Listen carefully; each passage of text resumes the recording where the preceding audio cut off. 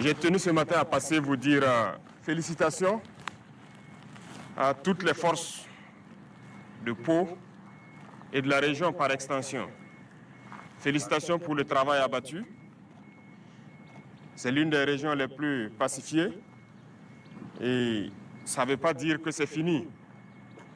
Vous encouragez aussi à continuer le combat. C'est une zone très dense avec assez de forêts. Certes, vous avez pu faire reculer l'ennemi qui avait tenté de s'implanter ici. Et je souhaite que vous continuiez à patrouiller dans ces forêts, à vous assurer qu'il n'y a pas ces velléités de retour. Donc, je le dis, félicitations, mais mes encouragements pour la suite. J'espère que je me fais comprendre. Ce n'est pas parce que l'ennemi n'arrive plus à pénétrer que c'est fini. C'est une guérilla et ici nous sommes au Centre national d'entraînement commando. Un commando, il sait ce que ça veut dire les infiltrations. Donc l'ennemi est capable d'infiltrer. Il faut prendre cette donnée en compte et rester donc en permanence en veille. Après cela, je souhaite que chacun puisse méditer encore son engagement. Son engagement parce que nous avons une guerre qui nous est imposée. Et aujourd'hui, plus que jamais, je pense que toutes les forces qui combattent doivent comprendre pourquoi nous nous battons. Et je dis souvent aux chefs d'éléments de pouvoir expliquer aux hommes pourquoi on se bat. On ne se bat pas parce qu'on veut se battre. On se bat parce qu'on nous a agressés. On est venu nous imposer une guerre. Et pourquoi on nous a imposé cette guerre? Je pense que tout le monde doit le comprendre. Parce qu'on veut de nos terres sans nous. Et ça n'a pas commencé aujourd'hui. Ça a toujours été comme ça le cas pour l'Afrique. Souvenez-vous de l'esclavage, où on est venu déporter beaucoup d'Africains, les bras valides d'ailleurs, ceux qui étaient à l'âge de procréer, qu'on a déportés, beaucoup sont morts et vidé l'Afrique. Puis est venue ensuite l'époque de la colonisation, où ils se sont déportés chez nous. Ils nous ont massacrés. Ils ont massacré nos ancêtres. Ils ont tué au maximum. L'Afrique a été colonisée par plusieurs fois. Et aujourd'hui, plus que jamais, c'est une nouvelle forme de colonisation. Et pourquoi l'Afrique souffre tant? Parce que nous avons des richesses qui intéressent les impérialistes. Et je pense que tout un chacun de vous doit le comprendre.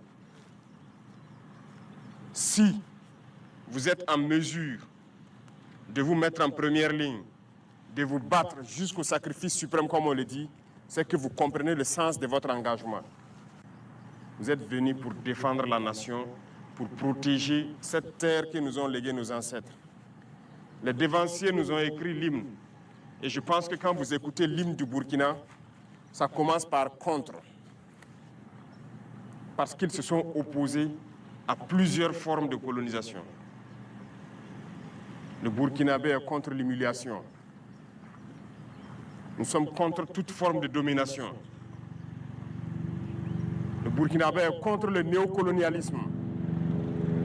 Et c'est tout ça que vous devez prendre en compte. Pour comprendre qu'ils ont écrit l'hymne pour s'opposer à un certain nombre de faits dans ce monde.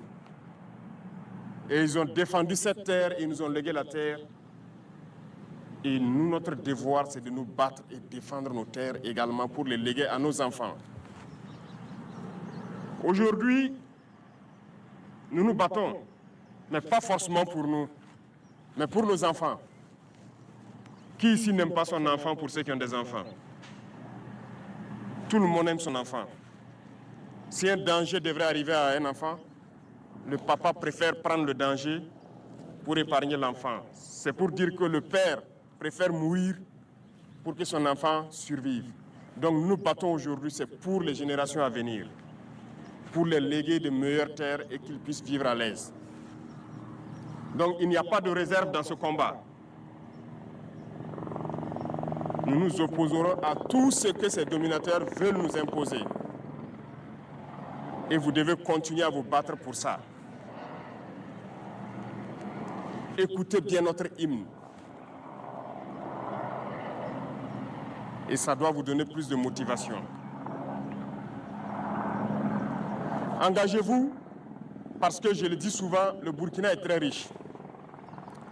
Aujourd'hui, nous avons grandi en effectif dans les forces armées, dans les forces de sécurité intérieure. Et en termes d'équipement également, nous avons beaucoup fait d'efforts. Mais où est-ce que nous avons eu ces ressources? Comprenez qu'il y avait de la richesse mal gérée. Et il y en a encore plus. Parce que comme certains le pensent, ou bien peuvent l'imaginer, il n'y a pas cette banque où vous allez aller prendre un prêt dans ce monde-là pour payer de l'armement. Il n'y en a pas. On ne prête pas dans ce monde-là pour aller payer de l'armement. Si vous voulez vous armer, vous devez utiliser vos propres fonds. Mais dans un passé récent, on était projeté, on n'était pas armé comme ça. Très loin de là. Je pense qu'il y a beaucoup d'anciens ici qui ont vécu la même chose, qui peuvent conseiller aux plus jeunes qu'est-ce qu'on vivait hier seulement et qu'est-ce qu'on vit aujourd'hui. Et ça doit vous donner de la motivation à vous battre. Et ça, c'est très important. Battez-vous pour vos terres.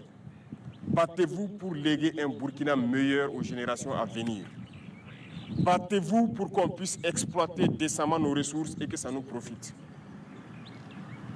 On a lancé plusieurs initiatives.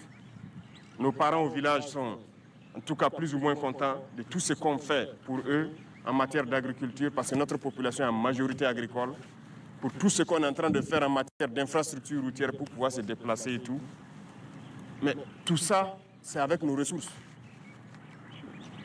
Vous regardez les images des autres pays. Vous aimerez que votre pays aussi ressemble à ces pays soi-disant développés là. Vous pensez que c'est impossible? Eh bien, c'est possible. Je disais à quelqu'un, il y a 2 ans de cela, je dis chez les autres, même les hôpitaux pour les animaux sont mieux équipés souvent que nos hôpitaux ici qui nous soignent, en termes d'appareillage et tout. Mais qu'avons-nous fait pour que nous soyons à ce niveau? Eh bien, nous allons rattraper et dépasser. C'est ce qui nous a amené à lancer des programmes également pour pouvoir construire des centres de santé modernes et équipés. Il n'y a pas de raison que nous restons à la traîne. C'est pour dire que tout ce que nous faisons, il y a la possibilité de le faire, voilà pourquoi on le fait. Et nous allons continuer dans ce sens. Ceux-là qui ont la chance d'aller en stage à l'extérieur, qui font des photos au bord des jolies rues, des jolis immeubles, c'est possible ici au Burkina.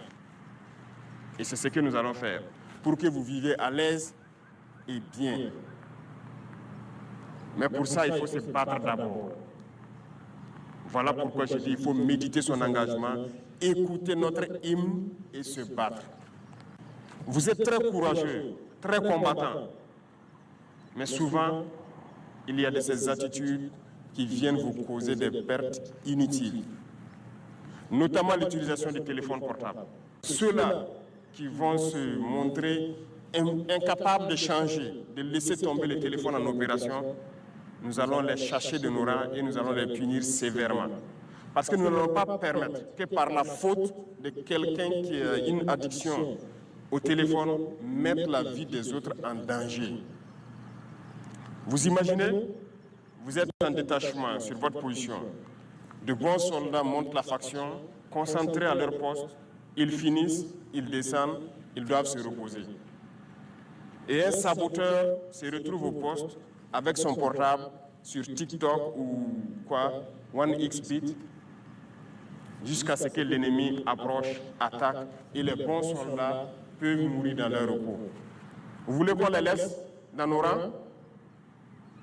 C'est ce que vous voulez?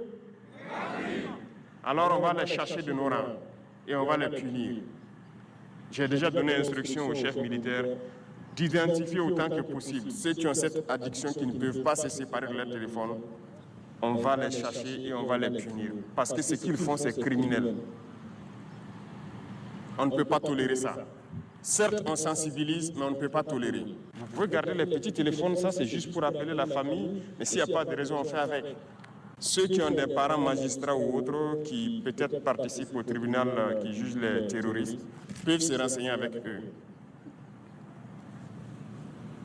Que ce soit dans les tribunaux, que ce soit les terroristes qu'on prend au combat comme prisonniers, que ce soit ceux qui se rendent, tous à l'unanimité nous disent qu'ils arrivent à réussir certaines attaques à cause de l'emploi excessif du téléphone de nos soldats. Donc s'il n'y a pas cette conscience de se débarrasser, nous allons sévir. Et donc, dans peu de temps, vous verrez des gens radiés sûrement en prison parce qu'ils mettent la vie des autres en danger et ils ne peuvent pas se séparer. De toute façon, c'est assez clair. Il y a une note de la hiérarchie militaire qui interdit les téléphones en opération. Après la phase de sensibilisation vient la phase de répression. Nous n'allons pas tolérer que des gens mettent la vie des autres en danger. Même votre propre vie que vous mettez en danger avec le téléphone, vous n'avez pas le droit parce que vous ne vous appartenez pas. Un militaire, il appartient à l'armée. Vous ne vous appartenez pas, vous n'avez pas le droit de faire ce que vous voulez. Vous faites ce que l'armée veut. Donc, chacun doit pouvoir passer le message pour que ce phénomène-là, on puisse le combattre. Si je le dis avec insistance, c'est parce que c'est assez grave. Ça vient annihiler votre courage souvent. Et ça vient faire souvent qu'on perd de bons combattants. Parce qu'il était au repos et un faux combattant a fait en sorte que l'ennemi s'approche et attaque et le trouve qu'il n'est pas prêt. Donc combattez cet usage excessif du téléphone-là et passez le message aussi clair que je vous le passe à vos camarades. Je sais qu'ici vous trouverez des soldats de toutes les classes. Passez ces messages aussi clairement. Et ceux-là aussi qui intoxiquent dans les rangs, parce qu'ils sont peut-être aussi intoxiqués par les apatrides qui sont sûrement à l'extérieur et qui continuent de combattre le Burkina sur les réseaux sociaux, à travers les médias et tout.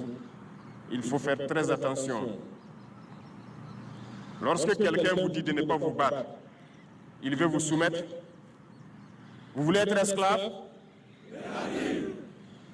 Vous voulez être dominé? Donc, il faut se battre. Il n'y a pas une seule solution.